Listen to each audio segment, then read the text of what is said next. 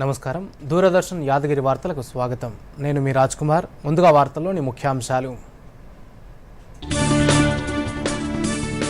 పాశమైలారం దుర్ఘటనలో 34కు చేరిన మృతుల సంఖ్య. ఘటనా స్థలాన్ని సందర్శించిన ముఖ్యమంత్రి రేవంత్ రెడ్డి నిపుణుల కమిటీని ఏర్పాటు చేసి నివేదిక ఇవ్వాలని పరిశ్రమ శాఖకు ఆదేశం. తెలంగాణ బీజేపీ రాష్ట్ర అధ్యక్షుడిగా ఎన్ రామచంద్రరావు ఏకగ్రీవ ఎన్నిక. పార్టీ నాయకత్వానికి కృతజ్ఞతలు తెలిపిన రామచంద్రరావు వచ్చే ఎన్నికల్లో రాష్ట్రంలో బీజేపీని అధికారంలోకి తీసుకురావడమే లక్ష్యమని వెల్లడి. మరికొద్దిసేపట్లో బనకచర్ల ప్రాజెక్టుపై రాష్ట్ర ప్రభుత్వ పవర్ పాయింట్ ప్రెజెంటేషన్. ప్రాజెక్టుపై అభ్యంతరాలను వివరించనున్న మంత్రి ఉత్తమ్. 10 ఏళ్లు పూర్తి చేసుకున్న డిజిటల్ ఇండియా కార్యక్రమం. దశాబ్ద ప్రస్థానంలో శిఖర స్థాయికి సాంకేతిక విప్లవం. గ్రామీణ స్థాయిలోనూ అందుబాటులోకి వచ్చిన గ్లోబల్ సేవలు. అంగరంగ వైభవంగా బల్కంపేట ఎల్లమ్మ కళ్యాణోత్సవం. ప్రభుత్వం తరపున పట్టు వస్త్రాలు సమర్పించిన మంత్రి కొండా సురేఖ. వేలాదిగా తరలి వస్తున్న భక్తజనం. రేపు రథోత్సవం. డాక్టర్స్ డే సందర్భంగా దేశంలోని వైద్యులకు శుభాకాంక్షలు తెలిపిన మోదీ. వైద్యులను ఆరోగ్య రక్షకులుగా, మానవతకు మూల స్తంభాలుగా అభివర్ణించిన ప్రధాని. వైద్య శాఖలో సమగ్ర మార్పులు తీసుకువచ్చారని రాష్ట్ర ప్రభుత్వానికి జూడాల లేఖ. అల్పపీడన ప్రభావంతో రాష్ట్ర వ్యాప్తంగా భారీ వర్షాలు. పలు జిల్లాలకు రెడ్ అలర్ట్ జారీ. 2 రోజుల పాటు ఓ మోస్తరు నుంచి భారీ వర్షాలు కురుస్తాయని వాతావరణ శాఖ హెచ్చరిక. ఇక వార్తలోని వివరాలను చూద్దాం. పాశమైలారం రసాయనిక పరిశ్రమలో సంభవించిన పేలుడులో మృతుల సంఖ్య 34కు పెరిగింది. ఈ పేలుడులో 10ల సంఖ్యలో కార్మికులు గాయపడగా పలువురి పరిస్థితి విషమంగా ఉన్నట్టు అధికారులు వెల్లడించారు. మృతదేహాలు కూడా గుర్తుపట్టలేని స్థితిలో ఉండటంతో DNA పరీక్ష తర్వాత మృతదేహాలను కుటుంబ సభ్యులకు అప్పగిస్తామని అధికారులు తెలిపారు. పేలుడు ధాటికి 3 అంతస్తుల భవనం కుప్పకూలడంతో శిథిలాల కింద మరికొందరు చిక్కుకొని ఉండొచ్చని, దీంతో మృతుల సంఖ్య మరింత పెరిగే అవకాశం ఉందని అధికారులు చెబుతున్నారు.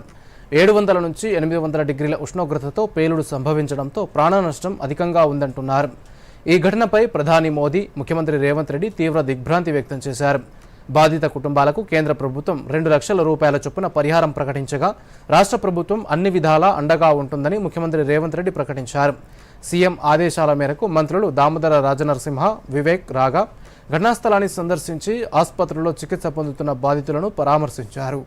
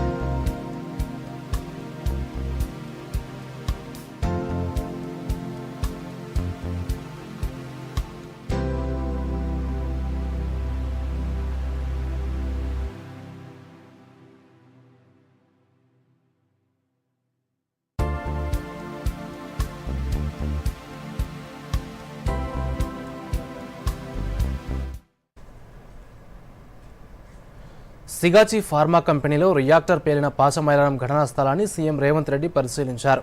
ప్రమాదం జరిగిన తీరును స్థానిక అధికారులు, కలెక్టర్ను అడిగి తెలుసుకున్నారు. సహాయక చర్యలను మరింత వేగవంతం చేయాలని సూచించారు. DNA పరీక్షల ద్వారా గుర్తించిన మృతదేహాలను ఏమాత్రం ఆలస్యం చేయకుండా వెంటనే బంధువులకు అప్పగించాలని సూచించారు. అనంతరం నిర్వహించిన మీడియా సమావేశంలో రేవంత్ రెడ్డి మాట్లాడారు. సిగాచి పరిశ్రమలో గతంలో ఏవైనా ప్రమాదాలు జరిగాయా అని పరిశ్రమ శాఖ అధికారులను అడిగిన సీఎం తనిఖీలు చేసి ఎటువంటి సమస్యలనైనా గుర్తించారా అని ప్రశ్నించారు. ప్రమాద ఘటనపై ఊహాజనిత సమాధానాలు చెప్పొద్దని, నిపుణులతో చర్చించి సమగ్ర నివేదిక ఇవ్వాలన్నారు. నిపుణులతో కమిటీ వేసి వీలైనంత త్వరగా నివేదికను ఇవ్వాలని మీడియా సమావేశంలోనే అధికారులను ఆదేశించారు. భవిష్యత్తులో ఇలాంటి ఘటనలు పునరావృతం కాకుండా కఠిన చర్యలు తీసుకోవాలని, ఇతర పరిశ్రమల్లోనూ తనిఖీలను ముమ్మరం చేయాలని అధికారులను సీఎం రేవంత్ రెడ్డి ఆదేశించారు.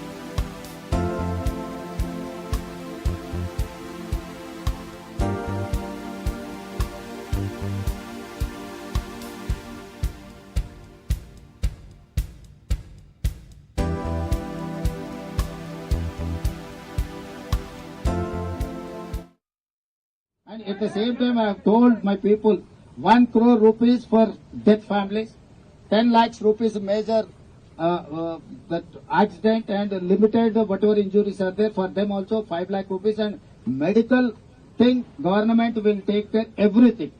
So they need not worry about their medical treatment. 1 crore is compensation, 10 lakhs and 5 lakhs whoever is injured, for them also we are going to give compensation for them.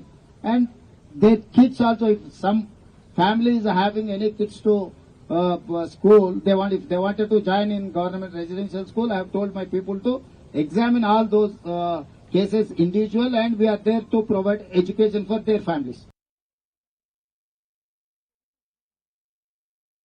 సందర్శించి పరిహారానికి సంబంధించిన ప్రకటన కూడా చేశారు. దీనికి సంబంధించిన మరిన్ని వివరాలు మా ప్రతినిధి నగేష్ను అడిగి తెలుసుకుందాం. చెప్పండి నగేష్, పాశమేలారం దుర్ఘటనకు సంబంధించి మీ దగ్గర ఉన్న ఇప్పటి వరకు ఉన్న అప్డేట్స్ ఏంటి? రంగారెడ్డి జిల్లా పాశమైలారంలోని సిగాచి పరిశ్రమను కాసేపటి క్రితమే ముఖ్యమంత్రి రేవంత్ రెడ్డి పరిశీలించారు. ప్రమాద ఘటనకు జరిగిన పరిస్థితులు, తర్వాత ఈ ప్రమాదానికి గల కారణాలను అయితే అన్వేషించారు. ఇక్కడ ఉన్న అధికారులతో సీఎం రివ్యూ కూడా నిర్వహించారు. ఇలాంటి ఘటనలు పునరావృతం కాకుండా ఎలాంటి చర్యలు తీసుకోవాలనే దానిపైన ఒక కమిటీ కూడా వేసినట్టుగా ముఖ్యమంత్రి తెలియజేశారు. అయితే బాధితులకు ఎలాంటి ఇబ్బందులు కలగకుండా చర్యలు తీసుకుంటున్నట్లు సీఎం తెలియజేశారు. ముఖ్యంగా ఏదైతే తక్షణ సాయంగా ఇప్పుడు ఈ ప్రమాదంలో చనిపోయిన వారు ఉంటారో వారికి తక్షణ సాయంగా ₹1,00,000 ప్రకటించారు ముఖ్యమంత్రి. ఈ ఎవరైతే మృతులు ఉంటారో వారి కుటుంబీకులను ఆదుకునేందుకు ₹1,00,00,000 ప్రభుత్వం తర్వాత కంపెనీ ఇద్దరు కలిపి చెల్లిస్తామని చెప్పి సీఎం తెలియజేయడం జరిగింది. అయితే ఇలాంటి ఘటనలు పునరావృతం కాకుండా ప్రభుత్వం కఠినమైన విధానాలను అయితే అమలు చేస్తుందని ముఖ్యమంత్రి తెలియజేశారు. సిగాజీ పరిశ్రమకు సంబంధించి నిన్న 9:30 గంటలకు, ఉదయం 9:30 గంటలకు అయితే రియాక్టర్ పేలి ప్రమాదం అయితే జరిగింది. ఇప్పటి వరకు అధికారికంగా 36 మంది మృతదేహాలు అయితే వెలికి తీశారు. వీరిలో చాలా మంది బాడీస్ అయితే గుర్తించలేని స్థితిలో ఉన్నందున వారిని పూర్తి స్థాయిలో గుర్తించిన తర్వాతే కుటుంబీకులకు అప్పగించే పరిస్థితి ఉంది. ఇందుకోసం అధికారులు DNA పరీక్షలు అయితే నిర్వహించనున్నారు. DNA పరీక్షల అనంతరమే బాధిత కుటుంబాలకు ఆయా బాడీస్ అప్పగించే అవకాశం ఉంది. ముఖ్యంగా ఈ ఛత్తీస్గఢ్, ఒరిస్సా, ఆంధ్రప్రదేశ్, తెలంగాణ 4 రాష్ట్రాలకు చెందిన వారే ఈ ప్రమాదంలో చనిపోయిన వారు ఉండడంతో ఆయా రాష్ట్రాలకు చెందిన వారితో కమ్యూనికేట్ అయితే చేస్తున్నారు. ఇటు అగ్నిమాపక శాఖ కూడా పూర్తి స్థాయి దీనికి సంబంధించిన నివేదిక అయితే సిద్ధం చేస్తుంది. ఇంకా ఈ పరిశ్రమ దగ్గర అయితే పూర్తి స్థాయిలో వెలికి తీసే కార్యక్రమం అయితే కొనసాగుతుంది. శిథిలాల కింద ఇంకా ఎవరైనా బాడీస్ ఉన్నాయని చెప్పి వెలికి తీస్తున్నారు పోలీసులు. తర్వాత NDRF, సింగరేణి రెస్క్యూ టీమ్ తో పాటు SDRF కూడా ఈ వెలికితీత కార్యక్రమంలో పాల్గొంటుంది. ఈ ప్రమాదాలు కంపెనీల్లో తరచూ జరుగుతున్న ప్రమాదాల దృష్ట్యా ఇలాంటి ఘటనలు పునరావృతం కాకుండా అయితే చర్యలు తీసుకోవాల్సిన అవసరం ఉందని ముఖ్యమంత్రి తెలియజేయడం జరిగింది. ధన్యవాదాలు నగేష్. రాష్ట్ర బీజేపీ అధ్యక్షుడిగా నారపరాజు రామచంద్రరావు ఎన్నికయ్యారు. పార్టీ అధ్యక్ష పదవి కోసం జరిగిన ఎన్నికల్లో రామచంద్రరావు ఒక్కరే నామినేషన్ దాఖలు చేయడంతో పార్టీ రాష్ట్ర అధ్యక్ష పదవికి రామచంద్రరావు ఏకగ్రీవంగా ఎన్నికైనట్టు ఎన్నికల ఇన్ఛార్జ్ కేంద్ర మంత్రి శోభా కరంద్లాజే ప్రకటించారు. అనంతరం నియామక పత్రాన్ని రామచంద్రరావుకు అందజేశారు. ఈ సందర్భంగా శోభా కరంద్లాజే మాట్లాడుతూ రామచంద్రరావు నేతృత్వంలో తెలంగాణలో బీజేపీ అధికారంలోకి వస్తుందని ధీమా వ్యక్తం చేశారు. కాగా పార్టీ నూతన రాష్ట్ర అధ్యక్షుడిగా ఎన్నికైన రామచంద్రరావుకు కేంద్ర మంత్రులు కిషన్ రెడ్డి, బండి సంజయ్తో పాటు బీజేపీ ఎంపీలు, ఎమ్మెల్యేలు అభినందనలు తెలిపారు.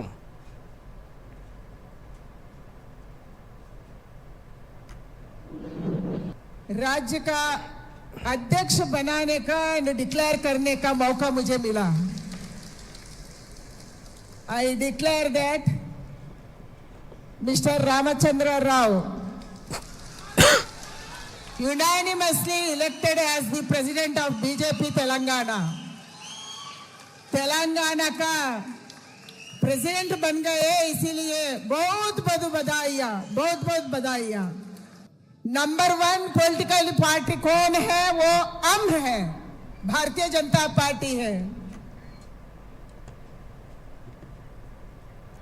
తెలంగాణ బీజేపీ రాష్ట్ర అధ్యక్షుడిగా తనను నియమించినందుకు జాతీయ నాయకత్వం, పార్టీ సీనియర్ నాయకులకు ఎన్ రామచంద్రరావు కృతజ్ఞతలు తెలిపారు. తనపై నమ్మకం చూపి ఈ బాధ్యతను అప్పగించినందుకు ధన్యవాదాలు చెప్పారు. మీడియాతో మాట్లాడిన రామచంద్రరావు తెలంగాణలో బీజేపీని అధికారంలోకి తీసుకొచ్చేందుకు కార్యకర్తలు, నాయకులతో కలిసి కష్టపడి పనిచేస్తానని చెప్పారు. వచ్చే ఎన్నికల్లో విజయం సాధించడమే లక్ష్యమని రామచంద్రరావు పేర్కొన్నారు.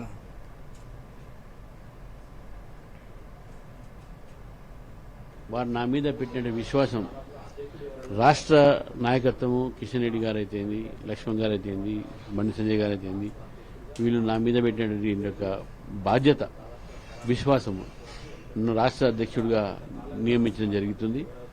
కాబట్టి డెఫినెట్గా భారతీయ జనతా పార్టీ తెలంగాణలో అధికారంలో వచ్చేటటువంటి ప్రయత్నం చేస్తాము. కార్యకర్తలు, నేతలు కలిసి బీజేపీని అధికార దిశలో తీసుకుపోతామని చెప్పేసి కూడా ఈ సందర్భంగా తెలియజేస్తా ఉన్నాను. తెలంగాణ బీజేపీకి నూతన అధ్యక్షుడిగా ఎన్ రామచంద్రరావు ఎన్నికయ్యారు. 4 దశాబ్దాలుగా పార్టీకి అంకితమైన సీనియర్ నాయకుడు, వివాదరహితుడైన రామచంద్రరావు ఎంపిక పార్టీలో నూతన ఉత్తేజం తీసుకొస్తుందని కార్యకర్తలు ఆశిస్తున్నారు. కిషన్ రెడ్డి స్థానంలో బీజేపీ రాష్ట్ర అధ్యక్షుడిగా నియమితులైన నారపరాజు రామచంద్రరావు రాజకీయ ప్రస్థానంపై దూరదర్శన్ యాదగిరి అందిస్తున్న ప్రత్యేక కథనం. ఎన్ రామచంద్రరావు రాష్ట్ర బీజేపీలో గత 2 రోజులుగా బాగా వినిపిస్తున్న పేరు. కారణం, పార్టీ రాష్ట్ర అధ్యక్ష పదవి రేసులో ఎన్నో పేర్లు వినిపించినా మరెందరో ప్రయత్నాలు చేసినా విధేయుడు, వివాదరహితుడైన రామచంద్రరావుకే పదవి దక్కింది. రాష్ట్రంలోని పార్టీ సీనియర్లంతా సిఫారసు చేసిన వ్యక్తి కూడా ఈయనే కావడం విశేషం. 1959 ఏప్రిల్ 27న నల్గొండ జిల్లా కోదాడ మండలం అనంతగిరిలో రామచంద్రరావు జన్మించారు. ఆయన తండ్రి ఎన్వీఆర్ లక్ష్మీనారాయణరావు ఉస్మానియా విశ్వవిద్యాలయంలో ప్రొఫెసర్గా, డీన్ గా పనిచేశారు. హైదరాబాద్ లో స్థిరపడిన రామచంద్రరావు ఉస్మానియా విశ్వవిద్యాలయంలో ఎంఏ, ఎల్ఎల్బి పూర్తి చేశారు. 1977 నుంచి 1980 వరకు ఏబీవీపీ సికింద్రాబాద్ రైల్వే డిగ్రీ కళాశాల అధ్యక్షుడిగా బాధ్యతలు నిర్వహించారు. ఓయూలో విద్యార్థి నాయకుడిగా ఉన్న సమయంలో ప్రత్యర్థుల దాడిలో 2 కాళ్లు విరిగినప్పటికీ వెనుకడుగు వేయలేదు. ఆర్ఎస్ఎస్ భావజాలంతో ఏబీవీపీ బలోపేతానికి కృషి చేశారు. 1986లో బీజేపీలో చేరిన రామచంద్రరావు రాష్ట్ర ముఖ్య అధికార ప్రతినిధిగా, ప్రధాన కార్యదర్శిగా, గ్రేటర్ హైదరాబాద్ అధ్యక్షుడిగా పనిచేశారు. 2015 నుంచి 2021 వరకు మహబూబ్ నగర్ నియోజకవర్గం నుంచి ఎమ్మెల్సీగా పదవీ బాధ్యతలు నిర్వర్తించారు. మల్కాజ్గిరి అసెంబ్లీ, లోక్సభ స్థానాల నుంచి పోటీ చేశారు. ప్రస్తుతం రాజకీయ నాయకుడిగానే కాకుండా సీనియర్ న్యాయవాదిగా నాంపల్లి కోర్టులో, ఉమ్మడి ఏపీ, తెలంగాణ హైకోర్టులో ప్రాక్టీస్ చేస్తున్నారు. తెలంగాణ బీజేపీలో అంతర్గత విభేదాల నేపథ్యంలో రామచంద్రరావు ఎంపిక కీలకమైంది. పార్టీలో కొత్తగా చేరిన వారు, సీనియర్ నాయకుల మధ్య సమన్వయం చేయగల సౌమ్యుడిగా ఆయనకు పేరుంది. ఇటీవలి ఎన్నికల్లో ఇతర పార్టీల నుంచి వచ్చిన వారికి టికెట్లు ఎక్కువగా ఇచ్చారన్న కార్యకర్తల డిమాండ్ను పరిగణలోకి తీసుకున్న అధిష్టానం దశాబ్దాలుగా పార్టీకి విధేయుడిగా ఉన్న రామచంద్రరావును అధ్యక్షుడిగా ఎన్నుకుంది. ఆయన ఒక్కరే నామినేషన్ దాఖలు చేయడంతో ఎన్నిక ఏకగ్రీవంగా జరిగింది. ఎన్ రామచంద్రరావు నాయకత్వంలో తెలంగాణ బీజేపీ నూతన ఉత్తేజంతో ముందుకెళ్లనుందని పార్టీ భావిస్తోంది. వివాదరహితుడిగా, సమన్వయకర్తగా రాష్ట్రంలో భారతీయ జనతా పార్టీని మరింత బలోపేతం చేస్తారని, రాబోయే ఎన్నికల్లో రామచంద్రరావు నేతృత్వంలో పార్టీ జయభేరి మోగించి అధికారం చేపట్టడం ఖాయమని ధీమా వ్యక్తం చేస్తున్నారు. Bureau report, Doordarshan news.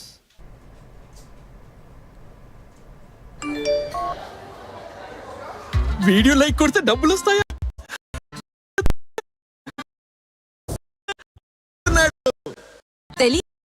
చేయకండి. ఆర్బీఐ అంటూ తెలివిగా ఆలోచించండి, అప్రమత్తంగా ఉండండి.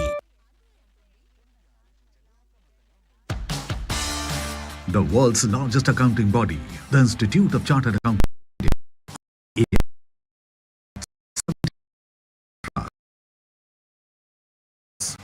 With Vishwasniya, the guiding light, the ICI continues its march towards the vision of Viksit Bharat, shaping and powering India's economic growth. Join us in celebrating the 77th CA Day on July 1st at Bharat Mandapam, New Delhi from 3:30 p.m. onward. వార్తలకు పునఃస్వాగతం. హైదరాబాద్లో బల్కంపేట ఎల్లమ్మ కళ్యాణ మహోత్సవం అంగరంగ వైభవంగా జరిగింది. రాష్ట్ర ప్రభుత్వం తరపున దేవాదాయ శాఖ మంత్రి కొండా సురేఖ, హైదరాబాద్ ఇన్ఛార్జ్ మంత్రి పొన్నం ప్రభాకర్, రాజ్యసభ సభ్యులు అనిల్ కుమార్ యాదవ్, మేయర్ గద్వాల విజయలక్ష్మి, హైదరాబాద్ కలెక్టర్ హరిచందన ఎల్లమ్మ అమ్మవారికి పట్టు వస్త్రాలు సమర్పించారు. కళ్యాణాన్ని వీక్షించేందుకు రాష్ట్రం నలుమూలల నుంచి వేలాదిగా భక్తులు బల్కంపేటకు చేరుకుంటున్నారు. దీంతో ఆలయ పరిసరాలన్నీ భక్తులతో కిక్కిరిసిపోయాయి. ఆలయ పరిసర ప్రాంతాల్లో అవాంఛనీయ సంఘటనలు జరగకుండా పోలీసులు భారీ బందోబస్తు ఏర్పాటు చేశారు.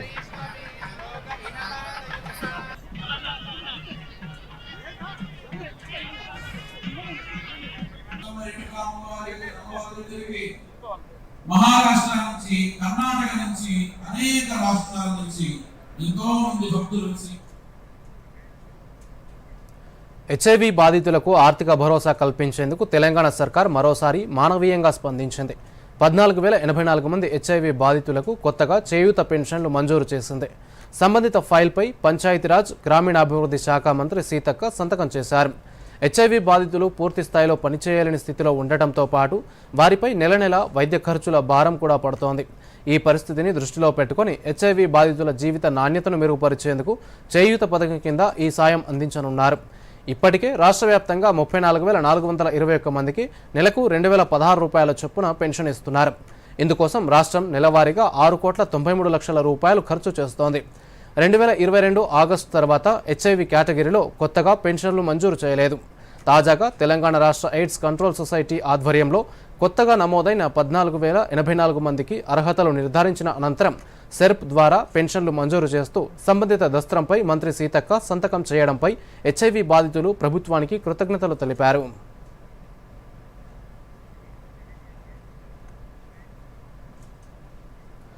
డిజిటల్ ఇండియా ఒక దశాబ్దం క్రితం ప్రారంభమైన ఈ ఉద్యమం భారతదేశాన్ని సాంకేతిక విప్లవ దిశగా నడిపించింది.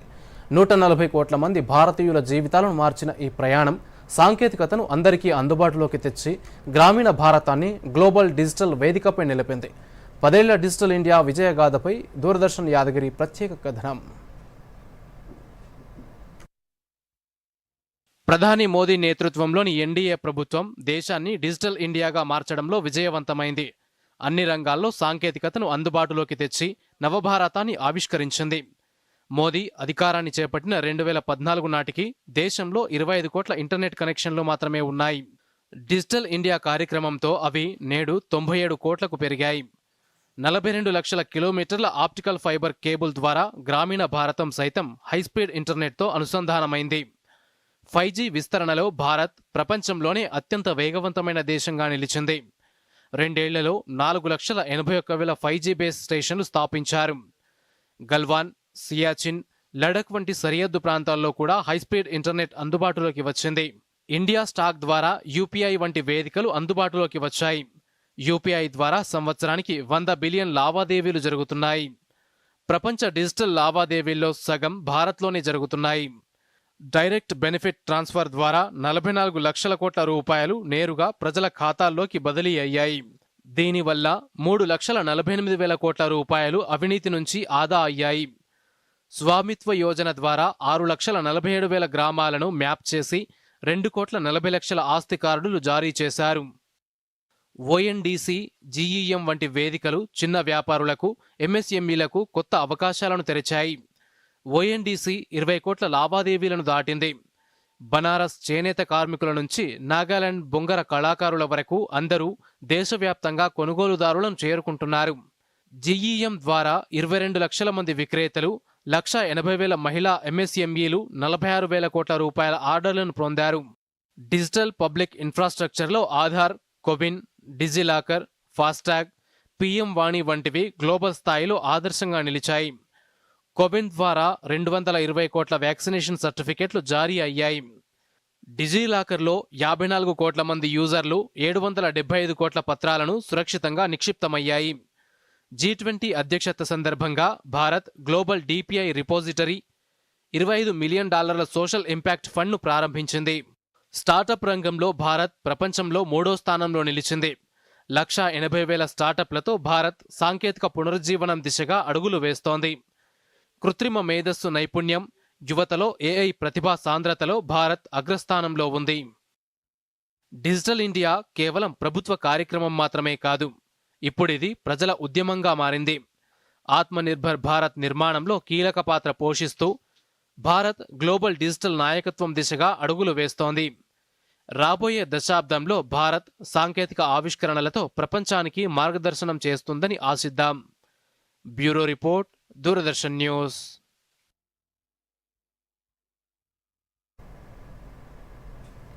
This is no ordinary sky.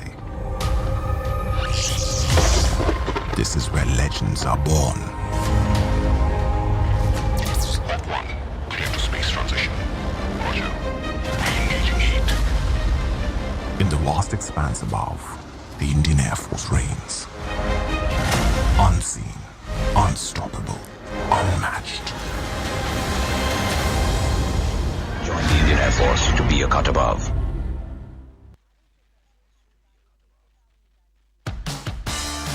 The world's largest accounting body, the Institute of Chartered Accountants of India, ICAI, proudly celebrates 77 years of trust, transparency, and excellence.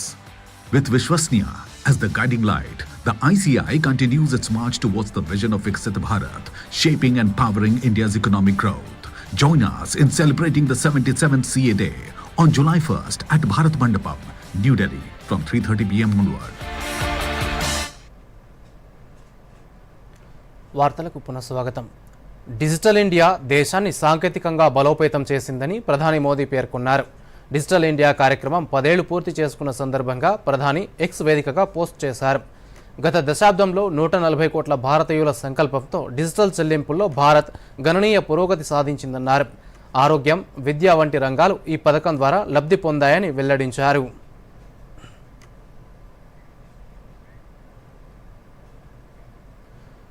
కేంద్ర ప్రభుత్వం మారుమూల గిరిజన ప్రాంతాల ప్రజలకు సంక్షేమ పథకాల ప్రయోజనాలు అందించేందుకు ధర్తీ ఆబాజన్ భాగీదారీ అభియాన్ కార్యక్రమాన్ని ప్రారంభించింది. గిరిజన ప్రాంతాల స్థిరమైన అభివృద్ధి కోసం సామాజిక మౌలిక సదుపాయాలు, ఆరోగ్యం, విద్య, జీవనోపాధిని మెరుగుపరచడం ఈ కార్యక్రమం లక్ష్యం.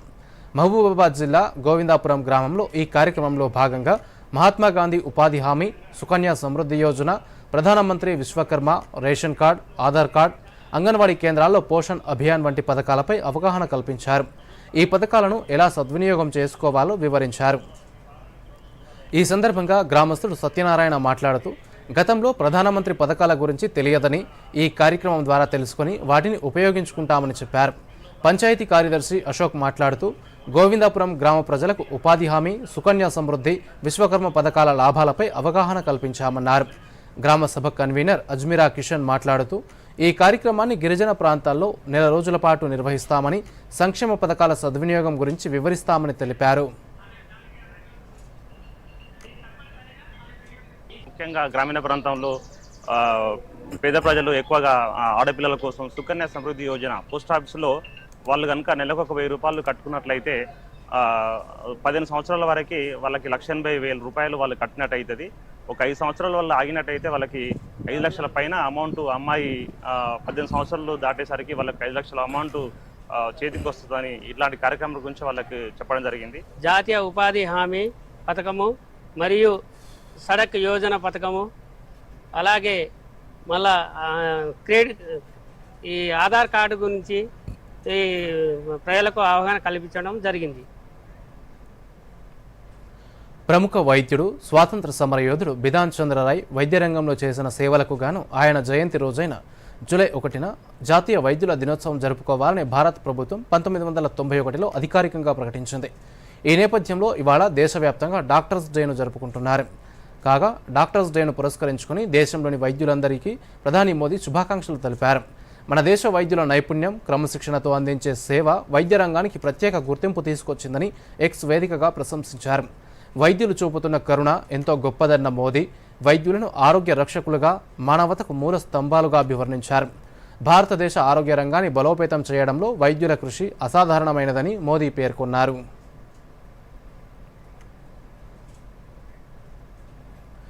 మనిషి పుట్టుక నుంచి చివరి క్షణం వరకు ప్రతి ఒక్కరి జీవితంలో వైద్యుల పాత్ర అత్యంత కీలకమైనదని, వారి సేవలు అభినందనీయమని వైద్యారోగ్య శాఖ మంత్రి దామోదర రాజనరసింహ అన్నారు. ఇవాళ డాక్టర్స్ డే సందర్భంగా ఆయన రాష్ట్ర వ్యాప్తంగా ఉన్న వైద్యులకు శుభాకాంక్షలు తెలిపారు.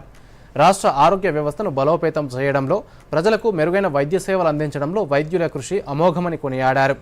కరోనా క్లిష్ట సమయంలో కూడా పగలు రాత్రి అనే తేడా లేకుండా పనిచేస్తూ ప్రజల ప్రాణాలను కాపాడిన డాక్టర్లు నిజమైన యోధులని ప్రశంసించారు. భవిష్యత్తులో కూడా రాష్ట్ర ప్రభుత్వం వారికి అన్ని రకాలుగా అండగా ఉంటుందని హామీ ఇచ్చారు.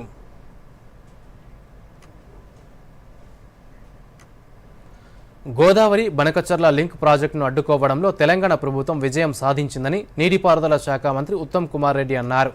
ఈ మేరకు ఆయన ఇవాళ ఓ ప్రకటన విడుదల చేశారు. ఆంధ్రప్రదేశ్ ప్రభుత్వం నిర్మించ తలపెట్టిన గోదావరి బనకచర్ల అనుసంధాన ప్రాజెక్టుకు పర్యావరణ అనుమతులు ఇవ్వలేమనే విషయాన్ని కేంద్ర పర్యావరణ నిపుణుల కమిటీ తేల్చి చెప్పిందని పేర్కొన్నారు. సీఎం రేవంత్ రెడ్డి నేతృత్వంలో తాము బనకచర్లపై అభ్యంతరాలను కేంద్రం దృష్టికి బలంగా తీసుకెళ్లామని తెలిపారు. దీంతో బనకచర్ల ప్రతిపాదనను కేంద్ర ప్రభుత్వం వెనక్కి పంపిందన్నారు. గోదావరిలో వరద జలాలను సమగ్రంగా లెక్కించాలని కూడా కేంద్ర ప్రభుత్వం సూచించిందని తెలిపారు. Godavari Banakacherla link project Godavari tribunal అవార్డుకు విరుద్ధంగా ఉందని ఫిర్యాదులు తమకు అందాయని కేంద్ర ప్రభుత్వం స్పష్టం చేసిందన్నారు. కేంద్ర జలసంఘం ఆమోదం తదితర అంశాలను అధిగమించాకే ప్రతిపాదనలు అందజేయాలని ఆంధ్రప్రదేశ్ ప్రభుత్వానికి కేంద్రం నుంచి ఆదేశాలు అందాయని మంత్రి ఉత్తమ్ కుమార్ రెడ్డి తెలిపారు. బనకచర్ల ప్రాజెక్టును పూర్తిగా విరమించుకునే వరకు తెలంగాణ ప్రభుత్వం తన పోరాటాన్ని కొనసాగిస్తుందన్నారు. కాగా మంత్రి ఉత్తమ్ కుమార్ రెడ్డి ఇవాళ బనకచర్లపై పవర్ పాయింట్ ప్రజెంటేషన్ ఇవ్వనున్నారు. తమిళనాడులోని శివకాశి బాణసంచా కర్మాగారంలో భారీ పేలుడు సంభవించింది. ఈ ప్రమాదంలో ఓ మహిళతో సహా 5గురు మృతి చెందగా 10ల సంఖ్యలో గాయపడినట్టు స్థానిక అధికారులు తెలిపారు. అగ్నిమాపక సిబ్బంది ఘటనా స్థలానికి చేరుకొని మంటలు అదుపు చేసేందుకు ప్రయత్నిస్తున్నారు. క్షతగాత్రులను సమీప ఆసుపత్రికి తరలించి చికిత్స అందిస్తున్నారు. చికిత్స పొందుతున్న వారిలో పలువురి పరిస్థితి విషమంగా ఉందని వైద్యులు తెలిపారు.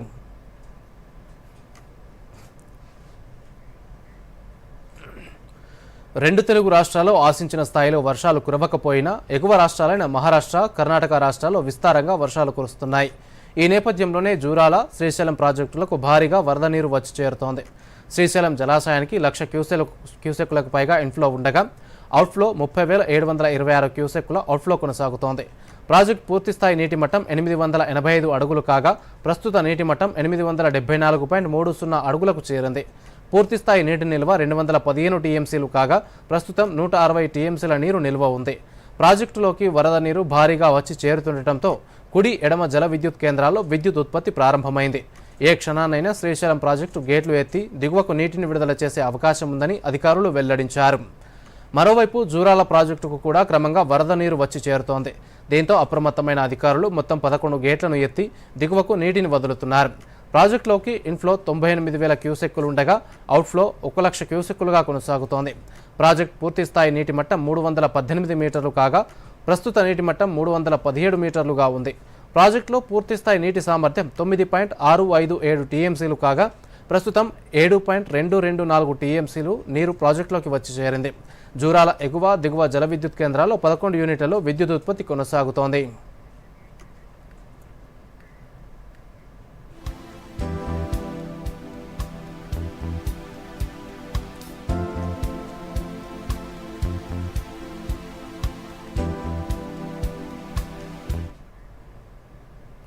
దేశీయ స్టాక్ మార్కెట్ సూచీలు స్వల్ప లాభాల్లో కొనసాగుతున్నాయి. మదుపర్లు లాభాల స్వీకరణకు మొగ్గు చూపడంతో సోమవారం నష్టాల్లో ముగిసిన మార్కెట్లు నేడు సానుకూలంగా ప్రారంభమయ్యాయి.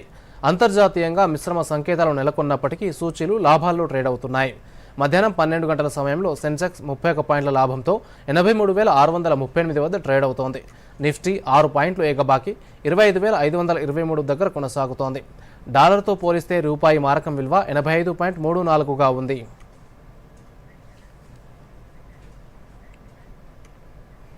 బంగాళాఖాతంలో ఏర్పడిన అల్పపీడన ప్రభావంతో తెలుగు రాష్ట్రాల్లో భారీ వర్షాలు కురుస్తున్నాయి.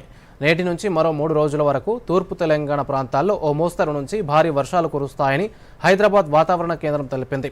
ఈ మేరకు ఆదిలాబాద్, ఆసిఫాబాద్, మంచిర్యాల, భూపాలపల్లి, ములుగు, భద్రాద్రి జిల్లాలకు రెడ్ అలర్ట్ జారీ చేసింది. అలాగే నిర్మల్, జగిత్యాల, పెద్దపల్లి, కరీంనగర్, హనుమకొండ, వరంగల్, మహబూబాబాద్, ఖమ్మం, జనగాం, యాదాద్రి, సిద్దిపేట, సిరిసిల్ల, నిజామాబాద్, మెదక్, సంగారెడ్డి, వికారాబాద్, నారాయణపేట్, మేడ్చల్ జిల్లాలకు ఎల్లో అలర్ట్ జారీ చేసిన వాతావరణ శాఖ ఓ మోస్తరు వర్షాలు కురుస్తాయని వెల్లడించింది. ఇక వార్తలు ముగించే ముందు ముఖ్యాంశాలు మరోసారి. పాశమైలారం దుర్ఘటనలో 34కు చేరిన మృతుల సంఖ్య. ఘటనా స్థలాన్ని సందర్శించిన ముఖ్యమంత్రి రేవంత్ రెడ్డి నిపుణుల కమిటీని ఏర్పాటు చేసి నివేదిక ఇవ్వాలని పరిశ్రమ శాఖకు ఆదేశం. తెలంగాణ బీజేపీ రాష్ట్ర అధ్యక్షుడిగా ఎన్ రామచంద్రరావు ఏకగ్రీవ ఎన్నిక. పార్టీ నాయకత్వానికి కృతజ్ఞతలు తెలిపిన రామచంద్రరావు వచ్చే ఎన్నికల్లో రాష్ట్రంలో బీజేపీని అధికారంలోకి తీసుకురావడమే లక్ష్యమని వెల్లడి. మరికొద్దిసేపట్లో బనకచర్ల ప్రాజెక్టుపై రాష్ట్ర ప్రభుత్వ పవర్ పాయింట్ ప్రజెంటేషన్. ప్రాజెక్టుపై అభ్యంతరాలను వివరించనున్న మంత్రి ఉత్తమ్. 10 ఏళ్లు పూర్తి చేసుకున్న డిజిటల్ ఇండియా కార్యక్రమం. దశాబ్ద ప్రస్థానంలో శిఖర స్థాయికి సాంకేతిక విప్లవం. గ్రామీణ స్థాయిలోనూ అందుబాటులోకి వచ్చిన గ్లోబల్ సేవలు. అంగరంగ వైభవంగా బల్కంపేట ఎల్లమ్మ కళ్యాణోత్సవం. ప్రభుత్వం తరపున పట్టు వస్త్రాలు సమర్పించిన మంత్రి కొండా సురేఖ.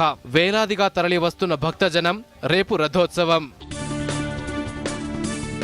డాక్టర్స్ డే సందర్భంగా దేశంలోని వైద్యులకు శుభాకాంక్షలు తెలిపిన మోదీ వైద్యులను ఆరోగ్య రక్షకులుగా, మానవతకు మూల స్తంభాలుగా అభివర్ణించిన ప్రధాని వైద్య శాఖలో సమగ్ర మార్పులు తీసుకువచ్చారని రాష్ట్ర ప్రభుత్వానికి జూడాల లేఖ. అల్పపీడన ప్రభావంతో రాష్ట్ర వ్యాప్తంగా భారీ వర్షాలు.